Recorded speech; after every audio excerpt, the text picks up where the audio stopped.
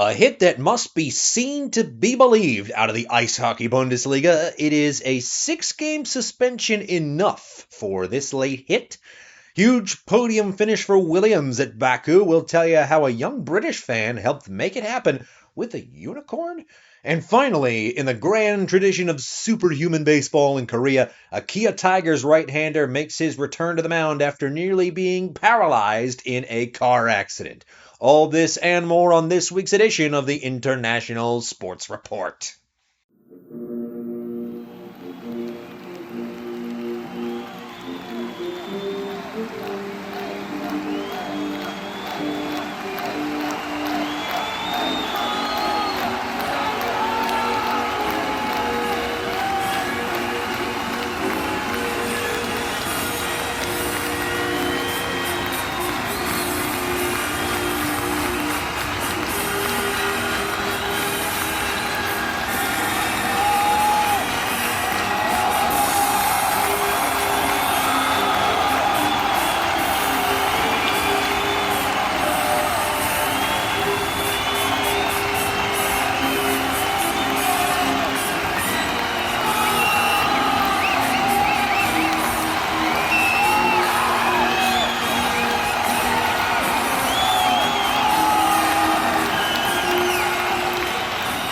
Hello and welcome to this week's edition of the International Sports Report. The, penultimate week of September, at least last full week of September, and it is a magical time of the year for a number of different reasons. I'm sure some of you out there are of the spooky persuasion, so happy almost Halloween to you.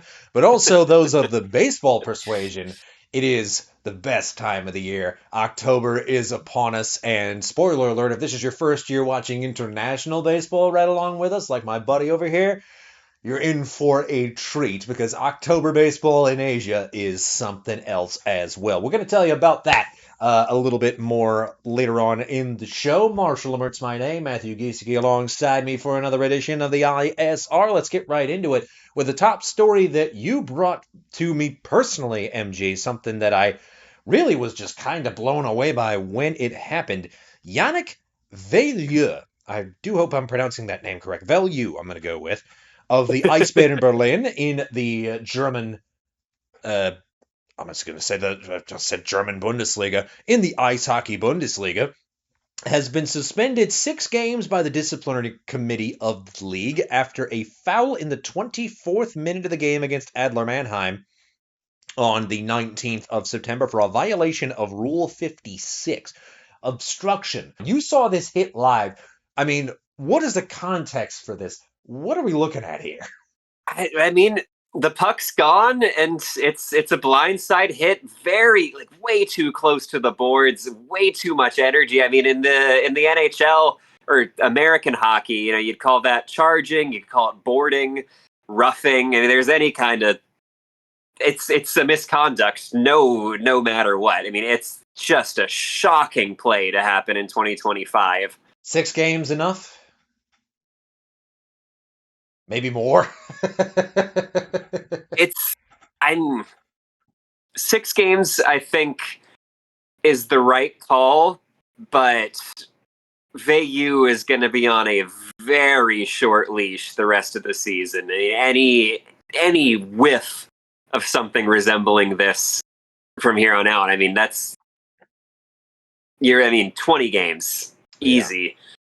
Yeah. I mean, just appalling is the. I can't believe, by the way, that this is what I picked for the game of the week in the DEL. I mean, it's a good omen. It's a very good omen. This is why you should trust him when it comes to hockey. He knows his stuff. We've got a lot more about that game coming up on our recap. Yes, it was in case you missed that barn burner. Sorry for you if you missed it, but yeah, not to worry. Just appalling is the word I used. It's pretty bad. It must be said. But there it is. We had the lead with that because, my goodness, it's one of the most powerful hits in hockey I think I have ever seen in my time watching that sport. But there you go. I mean, this is why we're covering it on this show. Checking is dead. Yeah, well, for real. All right. On a brighter note, We'll shift to racing. It was a mixed up Baku GP. We're going to talk about it in Yeah. full later on in the show. But the story of the weekend, first podium in a straight race for Williams Racing since 2017. Awesome story by itself. But Carlos Sainz, the man who gets on the podium, finishing third. Well done to him. He's had a tough Yes. season, but he dominated that weekend. Very easily could have won the race, honestly. Maybe not with the way Max was driving, because he was just on one. But Max, when they were all in the cool-down room together, was very quick to point out the unicorn sticker on the back of Carlos's helmet. What the deal is with that? Well, as it turns out, that was a gift from a young fan. In the very first episode of a Williams web series that I guess they're doing every week, I think they certainly will be after this, called nuts! I meant to mark the series down, but it's like an Agony Ants, Dear Abby kind of situation. Sure. People can write in to Carlos and Alexander Albon, his partner, and a little girl called Thea writes in, and she designed the unicorn herself that you see on the back of the helmet, and it's also in the thumbnail. She inquired to the boys which name that she thought she should name the unicorn, Sparkles or Sprinkles.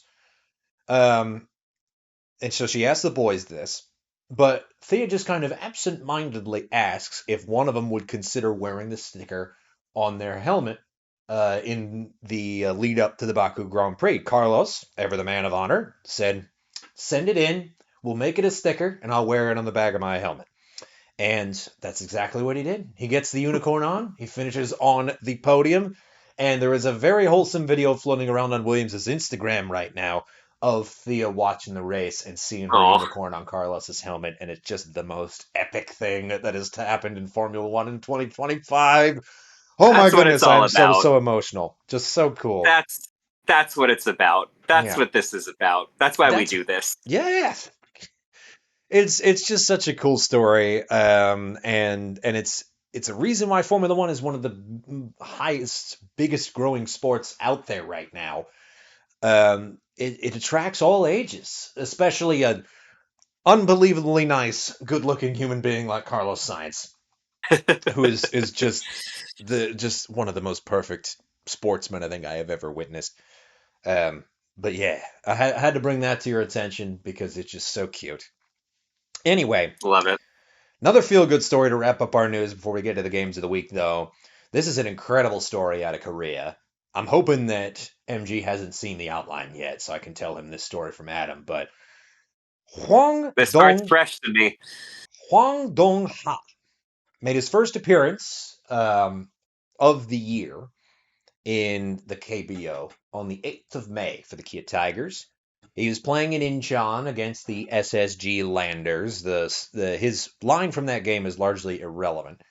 But walking across the street from his Incheon hotel, he gets just completely destroyed by an automobile who ran a red light. The MRI revealed fractures in the transverse processes of his second and third lumbar vertebrae, requiring him to wear a brace and rest for 6 weeks before he could even begin any physical activity of any kind. Wow. He could have been paralyzed. He could have been killed. But instead he survived, made a recovery, worked his way back up to pitching again, and then made his first appearance since the accident this Tuesday. Today, actually, at the time of recording. He just pitched this morning. Wow. I mean, what else do you say about that? That's superhuman. Yeah. How on earth incredible. did you work from fractures in your spine, your lumbar vertebrae? Yeah. You should retire, but you didn't. You came back and pitching. Yeah. His manager is talking about how he's probably going to be a candidate for the starting rotation next year.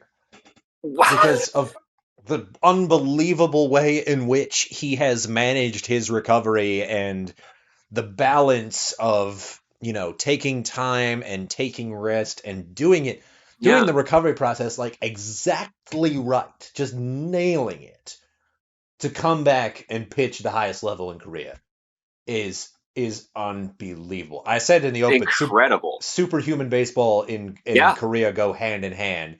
I'll throw up the card for the story of the perfect game in which 500 pitches were thrown by two men. It's just because this league You and that said country. 500? Oh yeah, oh yeah. Maybe you gotta click the link in the card too, baby. Yeah, Choi Dong I think we Won, gotta have a Sun Dong movie night. Yeol. 215 and 245 pitches respectively, ending in a 2-2 draw, not to spoil the end of the series. Oh my god. Yeah. Korea does not mess around when it comes to baseball. This is why I was so excited to see the Hall of Fame news a couple weeks ago on the previous show, because they play with the best of them. The KBO is no joke. It's going to be a fun playoffs. And we also talked about that on last week's show. We were looking ahead to the Gauntlet. And in a perfect segue, we have a game that could very well be the Japan Series preview on the Trop this week. Let's tell you about it.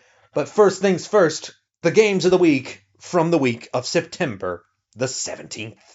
Beginning in England, a fun one for the goalkeepers in this one. Erling Haaland slips in for a 9th-minute tap-in against Arsenal keeper David Raya. Definitely a question of offside there, but the refs found nothing wrong.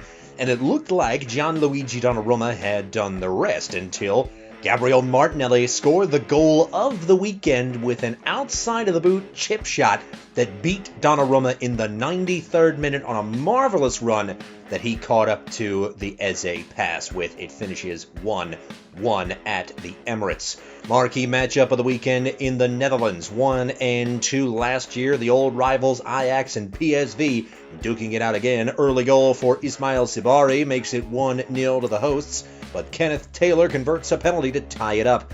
Jarek Gaziorowski beats the Ajax defense in the second half with a great run to make it 2-1 PSV. But new signing Oscar Gloff goes Cruyff mode with an elastic feat to zip past the normally reliable PSV defense to knot the score again at the death. It finishes 2-2. In Serie A, heroes and villains playing their roles perfectly in the Rome derby over the weekend. Lazio playing dirty with two very justified red cards for Matteo Ganduzzi and Reda Belahayane. Weirdly though, Roma had double the fouls, just the lesser amount of bookings. It was end-to-end stuff all day long, 51-49 possession to Roma. But the hero was the much-maligned Lorenzo Pellegrini, who scored a magnificent goal to separate Roma and take them to victory over their rivals 1-0. The final great game. In the Bundesliga, Vladimir Kufan's goal, the only offense Hoffenheim could muster against the might of Bayern Munich, and their striker, Harry Kane, because gets the hat trick in minute 44, 48, and a 77th minute penalty. And Serge Gnabry joins in the fun at the buzzer, 4-1. The final defending champs getting themselves another win in Germany. In NPB, Battle of the Aces in the first game of a two-game series with the Karpin Giants. Yori Yamasaki beats Daichi Osada, both men giving up home runs. Yamasaki to Sandro Fabian, and Osada to Kazuma Okamoto. The difference then, Rydel Martinez throws a scoreless ninth to get the save. Giants win 5-4. Game 2 featured another Okamoto shot. Martinez also gets another save in the ninth. Giants win 3-1, and the series 2-0. KBO, a baseball theme. This one was a one-off game between the Giants and Dinos, and the Giants were more than up to the challenge. Terrific bullpen effort on the mound from Lotte. Huge games at the plate for Jun Wu and Victor Reyes. Reyes goes 3 for 7. John 4 for 5 with 2 runs, 3 RBIs, and a home run. Giants win a big one, 18-2. And the CBPL strong offensive effort for the brothers, putting their stamp on things in Game 1, putting a 5 over the Lions pitching staff. It finishes 5-1. Herculean pitching effort as well from Nivaldo Rodriguez, going 7 strong with 10 strikeouts, and his bullpen preserves the shutout for a walk-off walk from Zan Ching Han. It finishes 1-0 and the series 2-0. In the SHL, Luleå struck early with a goal from Marcus Nurmi, but Frölunda responded with one of their own less than a minute later as Noah Dower-Nilsson ties the game. Noah Hassa later slips one past Matthias Ward to give FHC a 2-1 lead into the first intermission. Arttu Rustalainen smashes a one-timer in the second, and Eric Thorell fires a wrister short side to complete a 3-point night for himself, as Frölunda cruised to a 4-1 victory. In Liga, Ilves opened the scoring early with Maciek Torok rifling one in on a breakaway in the 3rd minute, and they could not be slowed as they cruised to a 6-3 victory over Lukko. Simon Johansson made it 2-0, but Lukko responded with 2 goals in 18 seconds from Steven Jandrik and Atajoki respectively to close out the opening frame. Arttu Peli of the Lynx reclaims the lead just 43 seconds into the second period, with additional goals coming from Radek Kucherik and Jens Luka. Lukko get one back in the second from Mikael Ruhama, but an empty net goal from Lukas Jacek seals this one for Ilves. Torok finishes the game with an incredible 5 points, 1 goal and 4 assists on the night. In the DEL, this was an ugly one, folks. 2 fights off the opening draw with another 6 minutes and 30 seconds into the first period. Zachary Solov opens the scoring for Mannheim midway through the first. Several penalties follow, and the first frame ends 1-0. The Eagles put up 5 in the second, but this was largely overshadowed by the appalling hit from Berlin's Yannick Veilleux against Eagles captain Luke Esposito that we discussed earlier. Esposito left the ice on a stretcher, and Veilleux now faces that 6-game suspension. Esposito is out of the hospital as of a day later. He is doing well. At last we heard. In more positive news for Mannheim, Max Penkin becomes the youngest goal scorer in DEL history at 16 years, 3 months, and 8 days. Mannheim win this one 7-1, with Berlin's lone goal coming late in the third from Marcus Vikingstad. Reichel and Solo each netted 2 for the Eagles, with additional goals coming from Michaelis and Heim. And in the Swiss National League, Davos cruised to a comfortable and expected 2-0 victory over Lugano, with both goals coming in the first period. Goal scorers for Davos were Philip Zadina and Tino Kessler. And that takes us to our look at the table's playoff picture set in Japan for NPB. Largely, we don't really know who's going to finish second and third, respectively, in the Central League. All that's going to be determined this week. 6 games to play, 2 games separating DNA and Yomiuri. And same kind of deal with the Pacific League, although the Fighters might be able to take seed number 1 if things go well for them this week. In Korea, it is the Twins and Eagles at the top of the table with 6 games to play and only 3 games separating 1 versus 2. Unlike every other league in the world, that seeding could really prove fatal for one of those teams. And in the mid-table, it's getting still really, really crazy. It's going to go right down to the wire between the Wiz and Giants as to who gets that final playoff spot. Finally, in Taiwan, the Brothers up by just a half game on the Monkeys. We're going to see who our second-half champion is on next week's show. And the Lions are looking like they're probably going to be that third-place wildcard team. But you never know. There's still a time for that to change if the Hawks have themselves a good week. Again, just about 6 games to play in Taiwan. In England, Liverpool leads by 5 points, and then it's a 3-way tie, 2-3-4, for Arsenal, Tottenham, and Bournemouth. In the Eredivisie, Feyenoord is in the lead by a full 3 points over PSV. The Rotterdam outfit, things really, really going their way. How long is that going to last? We will find out soon enough. In Italy, Napoli in the lead by 2 points on Juventus, and then AC Milan and AS Roma wrapping out your top 4. Both of those teams had very good weeks last week, and they're going to be looking to carry on their forms. In the Bundesliga, just a 2-point advantage for Bayern Munich over their arch rivals Borussia Dortmund, and that's going to be an interesting battle taking shape going forward as well. In the world of hockey, starting with the Champions League, Ilves and Kalpa of Finland have secured their advancement to the knockout stage. Who will be joining them? There are 14 spots that remain and 2 games to play. The Swedish Hockey League, Frölunda, are at the top of the table, 12 points. Behind them are Vaxo and Timra, each with 9. And rounding out the bottom, HV71 and Linköping, both looking for their first points of the season. In Germany, Adler Mannheim are well clear at the top. They look like the team to beat this season, no doubt. 4 wins from 4 games. Just behind them are Grizzly Wolfsburg with 9 points, Straubing Tigers and Bremerhaven Penguins all with 9 as well. Newcomers Dresdner Eislöwen in their first season in the top flight in their history have won a game this season. Very, very pleased for the Eislöwen. In Liga, we've got TPS at the top, followed by Tappara, Espoo, and Asset, with Ilves very uncharacteristically having a shocking season so far. And rounding things out in the EIHL, 1 game played in total in the league. The EIHL, for those who don't know, has a domestic cup competition as well as the league table.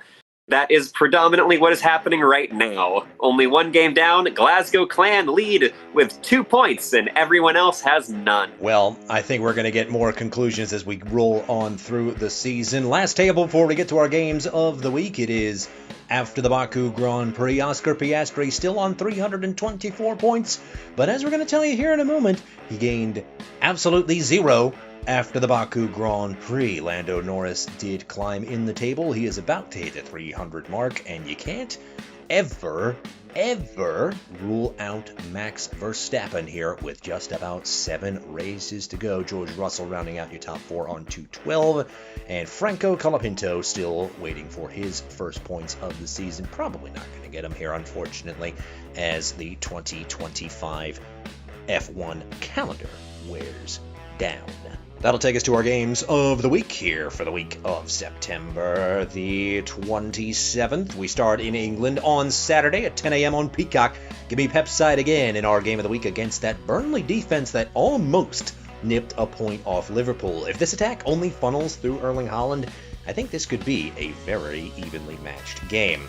In the Eredivisie on Sunday at 8:30, let's put the leaders under the microscope this week. Everything going right for Feyenoord right now, still unbeaten of course, but AZ was their only stumble with that 3-3 draw this past week. Let's see if this attack stays potent. In Italy at 2:45 on the Sunday, the venue formerly known as the San Siro playing host to AC Milan against the leaders Napoli, who have started the year off strong, but AC Milan are always dangerous, especially now that they're lurking in 3rd place. And then finally in Germany for the football games of the week on Saturday 9:30, St. Pauli against Leverkusen. The Hamburg outfit has had an excellent start to the year. They're battling this middling Leverkusen team that is good but starting slow under Erik ten Hag. Let's see if they can keep up their great form while the Giant is still sleeping. In NPB weekend series, oh yeah, peak September ball for playoff position. Giants versus Bay Stars, 2 versus 3 at the time of recording in Central League. 2 evenly matched teams. Do not miss a moment of this. In KBO, somehow we were able to ramp it up from that. 1 versus 2 in the weekend series. Eagles Twins, and we can say now probably a Korean series preview. They're playing for gauntlet position too. Eagles take this series. They'll take top spot with 4 games left. Doesn't get any better than that. 6 games to play in Taiwan, as we said, 2 games set on the weekend with profound implications. It is brothers versus monkeys on Saturday and Sunday, and as a reminder, only a half game separating those 2 teams.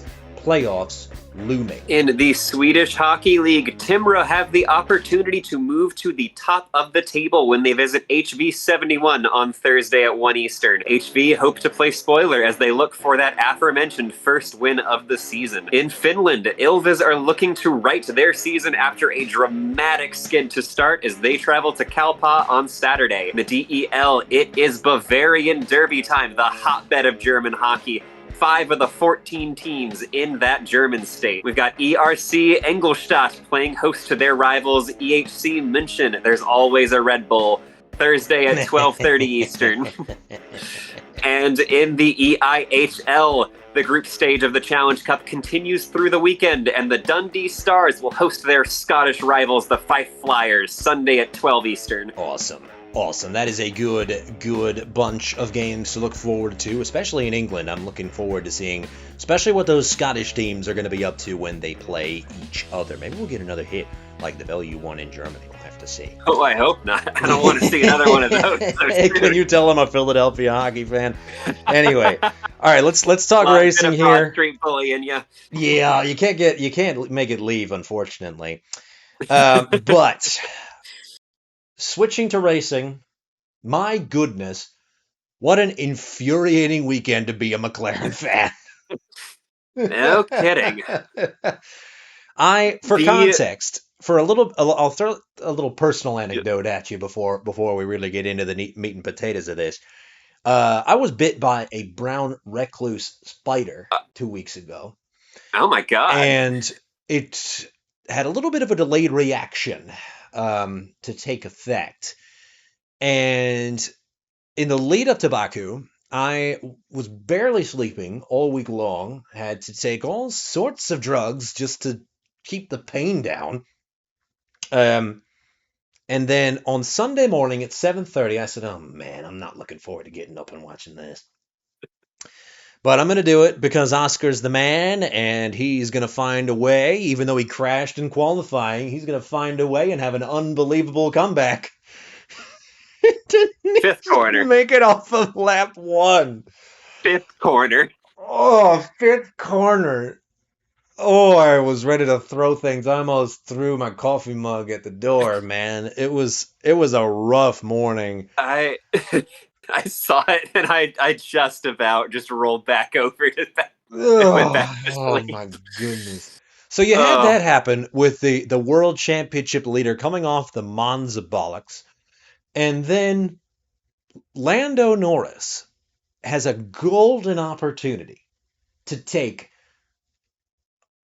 up to probably 25 points out of that lead. Potentially. He'd have to contend with his kryptonite, which is Max Verstappen. Yeah. But as it turns out, his other kryptonite is effort in a race.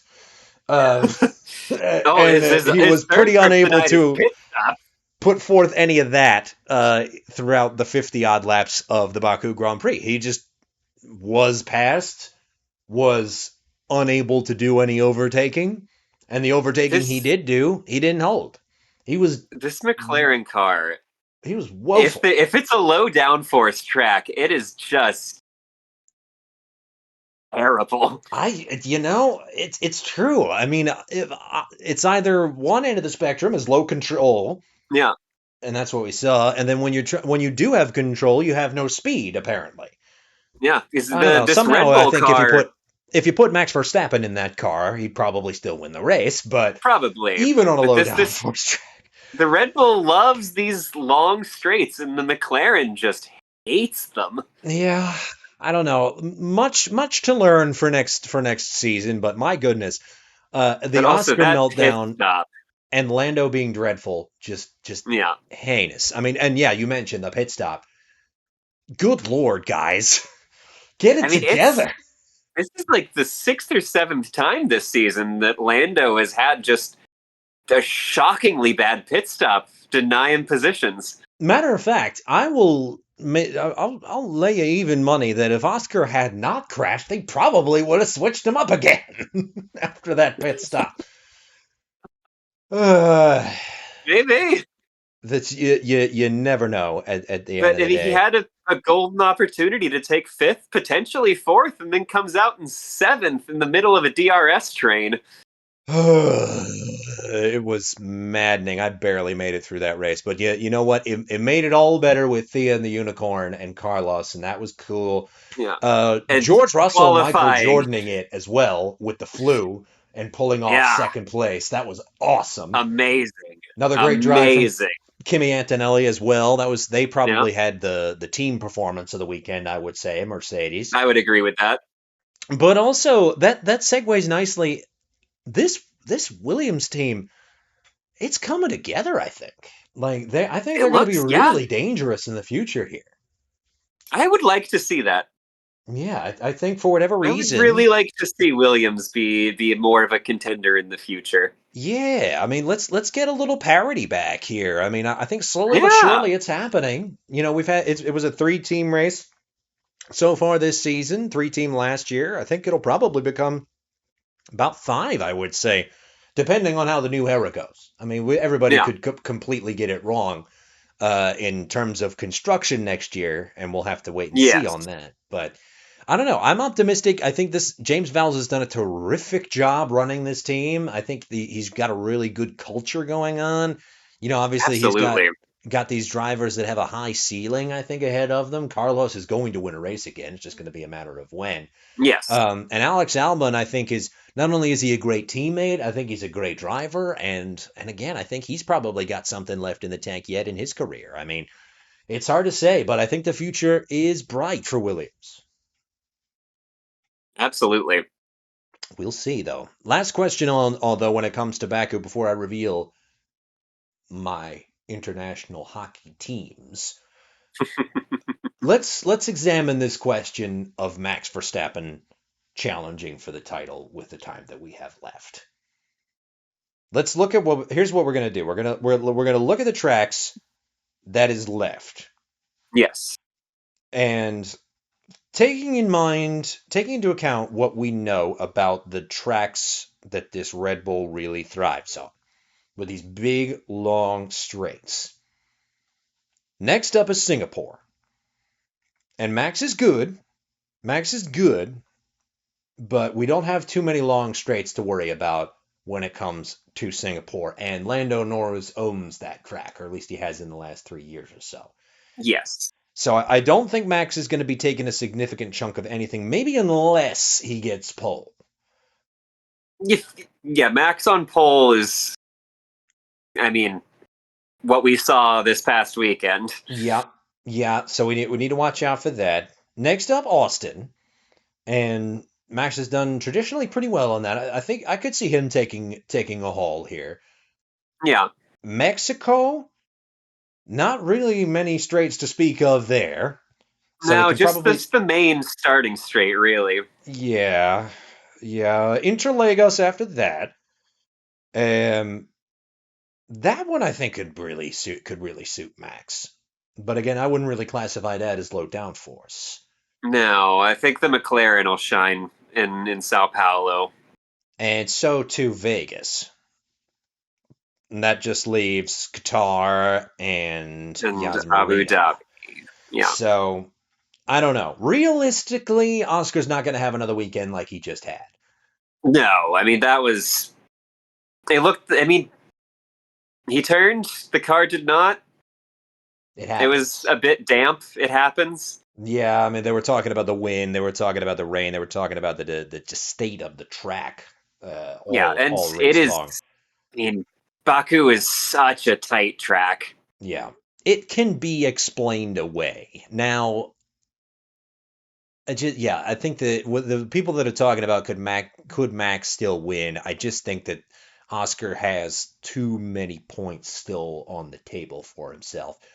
I think probably Yeah, he wouldn't quite do it winning one more race, but if he wins two, I think that's probably curtains.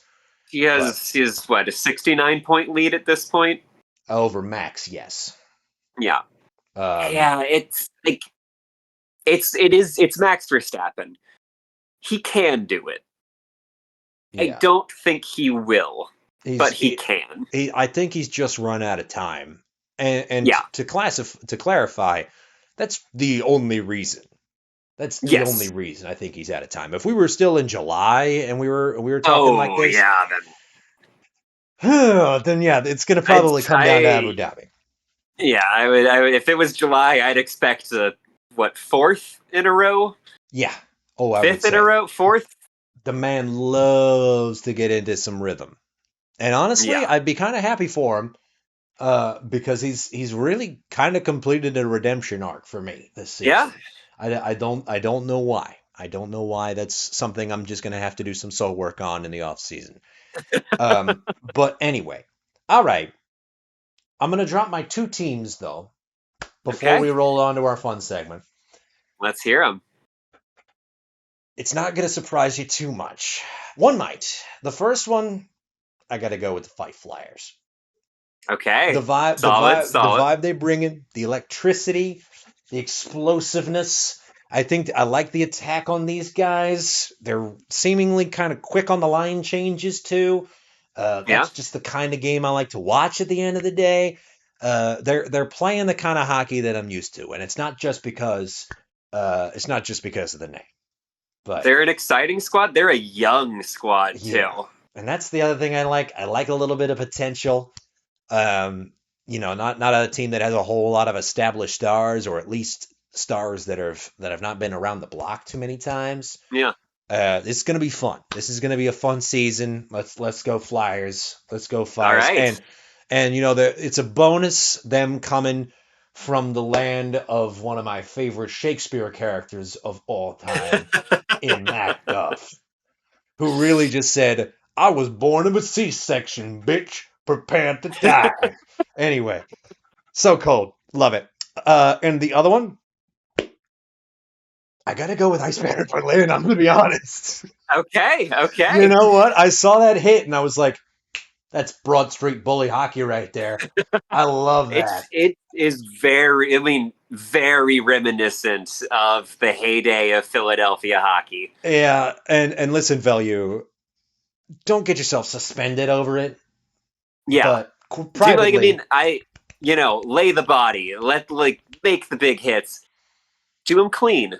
yeah, Don't come high. Don't come from the blind side. Like that hit at center ice, straight to the numbers.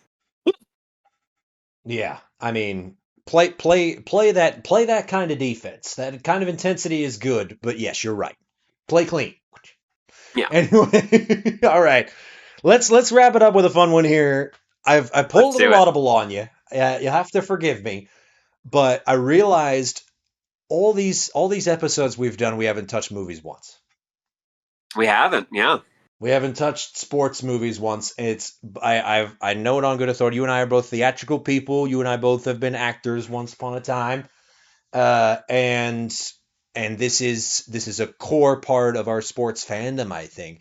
And so I'm excited to hear what some of your favorites are. I'm going to share some of mine, and you watching at home, share with us in the comments down below some of your favorite sports films and why. Show your work. It's educational down in the ISN comments. All right, let's get it started with my sports movie list. The reason I'm doing this, by the way, there's a new film coming out. It'll be released in Japan, but I think hopefully there will be a way to watch it in the States, about the life of Shintaro Yokota. That's a name you probably don't know. It might be if you watched our 2023 Japan series video, which is in the card up there. But Yokota died battling brain cancer and never got to live out his promising career as a Hanshin Tigers outfielder. And the players that knew him, because there were so many that came up with him on the 2022-2023 Hanshin Tigers team and the 23 team that won the title. Yokota died in 2023, and months later, the Tigers won the Japan series. But Yokota has a movie being made about his life coming out at the end of this year. November 28th, Japan release. Glory Back Home is the name, and I will link the trailer in the comments down below, or rather in the description down below. In that vein, wanted to talk about some of my favorite sports films, and I'll begin with a movie that I hope you've seen in your F1 fandom. It's a movie called Rush.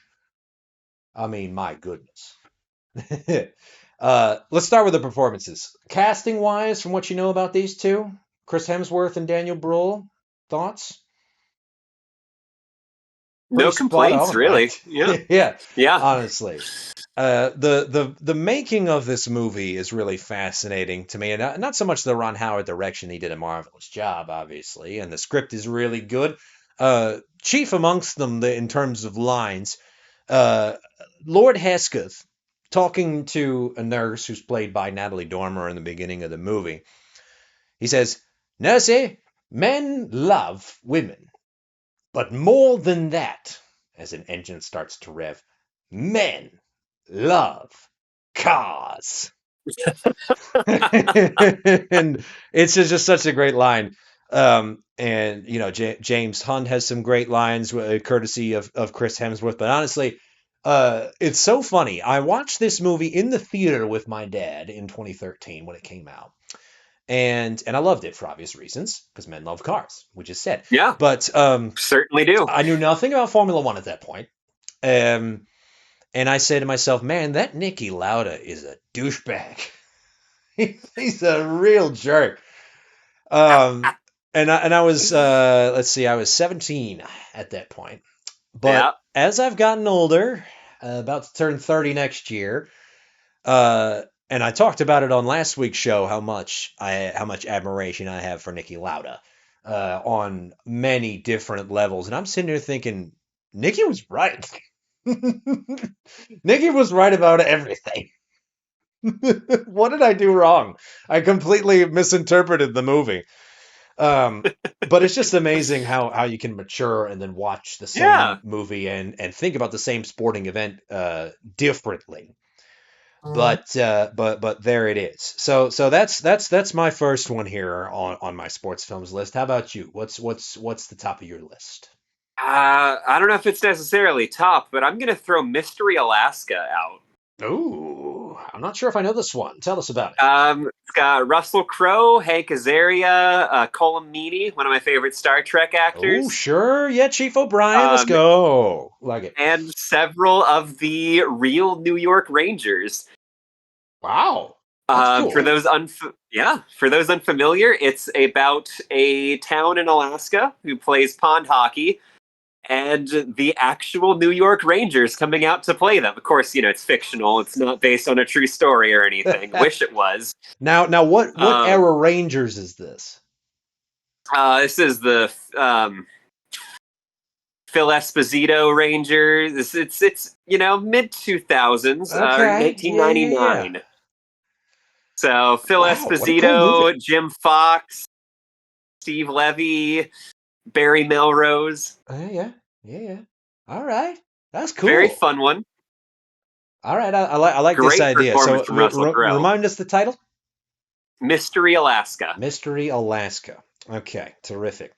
All right. Burt Reynolds also.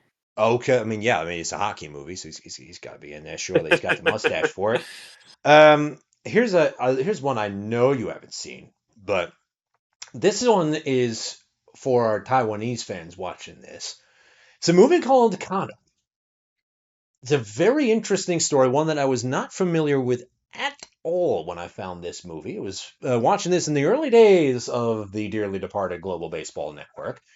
It was about a Taiwanese high school baseball team in 1936 that gets so good they go all the way to Koshin. Just a Cinderella story back when Taiwan was essentially like a Japanese colony. And it's told in a really interesting way where you get the stories of these guys, but the framing device is one of the members of the team coming back to his high school campus in Taiwan after fighting in the IJA. And you hear, I Oh, mean, there is an undercurrent of like the racist um, upheaval and the racist adversity that they had to get through to get there, and the prejudice that they had to battle to get to where they were. And spoiler alert, they don't win in the end. But it's one of those movies that's just about the work and the sweat and the intent and the honor in getting there. It's a really interesting story. When you have such a dark and heinous period in the history of the Second World War, uh, phased together with this innocent, pure idea of high school baseball. It's phenomenally interesting. It's a bit long. That's the one caution I'll give you if you do want to watch it. But it sure. is you will not be disappointed if you put in the time. it is a wild movie. It's so good. It's so good. So I'll throw Okay. Kano on there. That's one you should absolutely see. I'll flip it over. What else you got? Yeah, this is a more recent one, which has some personal connection for me. Is Okay. Boys in the Boat? Ah, If I you're know this one. familiar, about the Olympic rowing team built out of a bunch of nobodies in Washington, who then destroy like defeat these massive rowing schools out east and And also get selected Nazis. for the Olympics, and then go and beat the Nazis at Hitler's favorite sport right in front of him.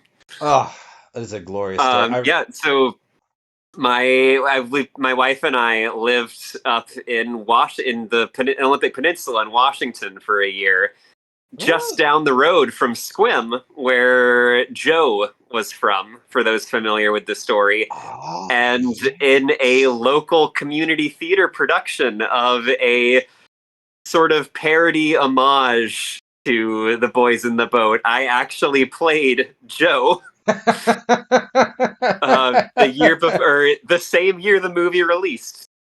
That's so cool. What a lore Yeah, drop. That's so great.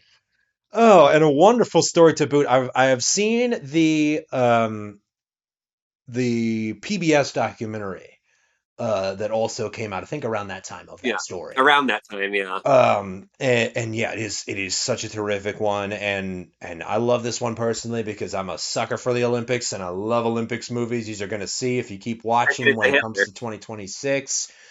But oh my goodness, yeah, that's a great pick. And actually, I'm not even sure if I've actually seen the movie, so I should really fix that Oh because yeah, it's a hell of a story and a wonderful, wonderful sports tale. Speaking of, we have mentioned these next two guys already on this show, in this episode. yeah, Mentioned Che Dong-won and Son Dong-yeol throwing yeah. 500 pitches in a game. What if I told you there was a movie about it? A Sounds like we Korean got to have a film movie night. from 2011 called The Perfect Game, and boy was it! And neither of them threw that perfect game, but it is in the lead up to that contest between the Lotte Giants and the Kia Tigers. Naturally, it's a really well made baseball movie. You get kind of a really good look at the old fashioned stadiums from the 80s and the first few years of KBO. You get a really good lead up, I think, to get to know these guys a little bit, to understand the kind of players they were, the kind of people they were, and the factors that they were battling to do the things that they did. And I think the best part of the movie are the darker scenes that happen in between innings of you're seeing these guys Okay. getting their shoulders worked on. They're trying to spray their arms to make them hurt less. They're just screaming, they're crying in agony and pain, and they're How does a going out there person and do? dominating out on the mound. And it really captures this. And if you go and watch the game, which I believe is available in full on YouTube if you look hard Okay. enough, if Yeah, you post a go and link for watch the that in the game, description. the movie captures this otherworldly cosmic connection that these guys had in this moment. It goes back to that shobu idea that we've talked about a little bit on this show in Yeah, the Japanese term of shobu. This this dual moment, usually between a pitcher and a batter, but in this case it was like this connection, pitcher versus pitcher. And these two knew each other. Dongwan was older, but Dong Il-sun comes into the league around a couple of years later. He looks up to Choi Dong-won. He wants to be Choi Dong-won. And, yeah. Choi Dong-won's having dreams about this young guy who's coming in to try to take his crown. I mean, it's wonderful. The acting is great. The writing is great. And obviously, it's also a volatile period in Korean history, too. So you're getting a Right. little bit of a political dose of it. There's two reporters who are running around trying to tell the story. It's a lot going on, but it's a wonderful, wonderful movie if you can find it. I will say it's very tricky to find in the Good. US. And the one reliable YouTube link I had, otherwise I posted in the description for you, unfortunately has been taken down due to copyright. But there it is. That's all I got for my top three. I'll go ahead and throw in. I mean, there's a whole host of American baseball movies I could put on there. Yeah. You know, I think I've mentioned my love for Bull Durham on this show before. Tell you what I will do though, before I throw it back to you, I'll throw up Victory. Okay. 1981, John Huston Okay. directed. Sylvester Stallone and Michael Caine alongside the dearly departed legend that is Pele. Is this a movie you're familiar with? Familiar, yeah, Oh, passingly. oh, so yeah, so you haven't seen it though. I have not seen it. Oh, I mean, so it's got Bill Conti did the score, the guy who did the Rocky movies, um, and Great start. it's takes place in a POW camp, um, where Michael Caine is like a Premier League footballer. I think he plays for West Ham or he played for West Ham before the war. And he has a little like kind of rec team to kick the football around while they're in the POW camp.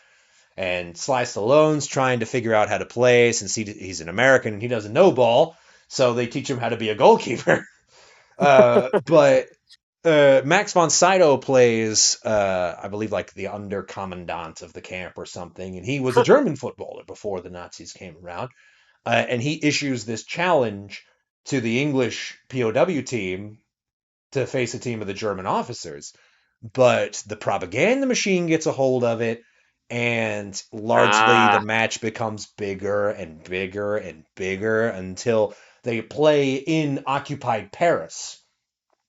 And they're thinking it's going to be an insane like propaganda victory for the Germans, like they get all the good German footballers to play in this game. But meanwhile, Kane and, as we find out, Pele, they're assembling a team of their own, like an all-star POW team.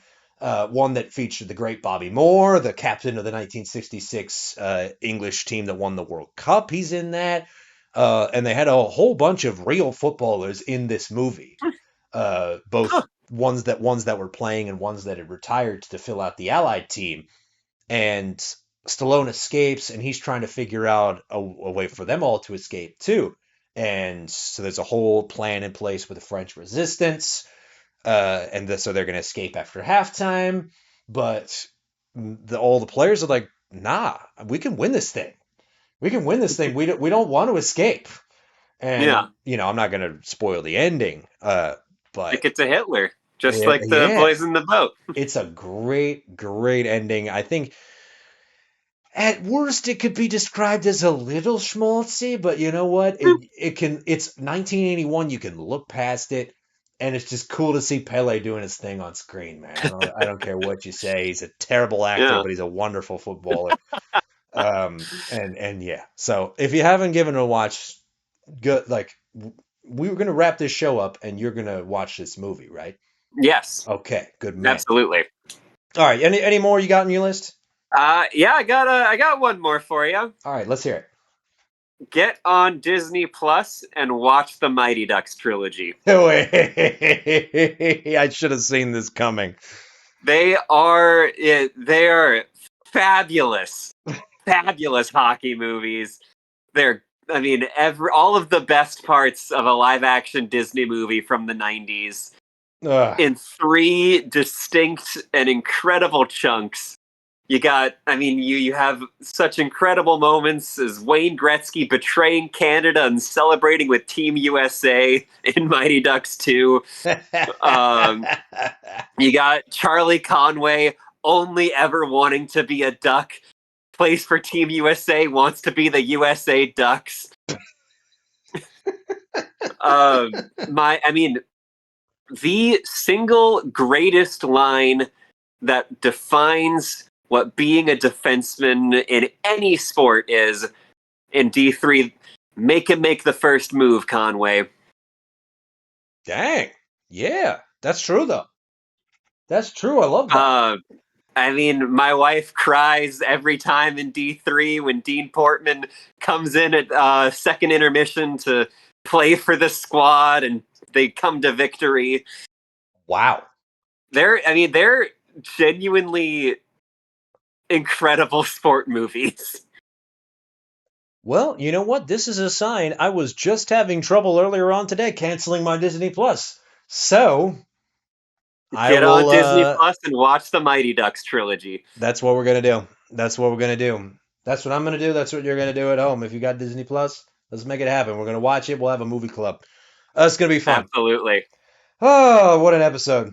That was a fun episode, I must say. That was, yeah. Yeah. So hopefully you enjoyed it at home. Let us know in the comments again what your favorite sports movie is and why. And we're still looking for your playoff picks for October baseball. It's going to be a fun one, especially that KBO gauntlet. Watch Oh, that yeah. Twins versus Eagles game, y'all. It's going to be fun. But for right now, please do like and share this video if you enjoyed it and you know somebody who Send would us to the enjoy it KBO Hall of Fame. right along with you. Get us to the KBO Hall of Fame. And be sure to hit the subscribe button and the bell icon down below the video screen to be notified every single time we upload a new video. I told you about the comments. Oh, man, I'm losing my call to action plot here. But I've been Marshall Mert. That's been Matthew Giesecke. It's been a really fun one. Thank you very much for watching. We will see you in the next one. But for now, that's the game.